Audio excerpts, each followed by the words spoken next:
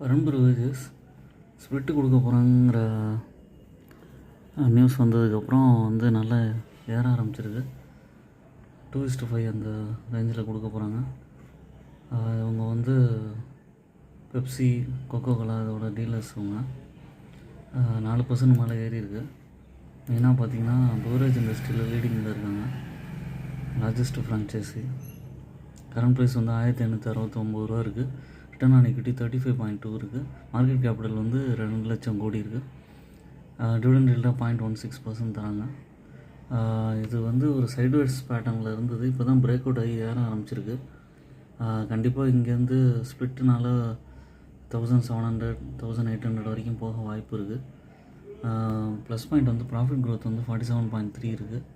Sales க்ரோத்தும் increase ஆகிருக்கு 10 இயர்ஸில்.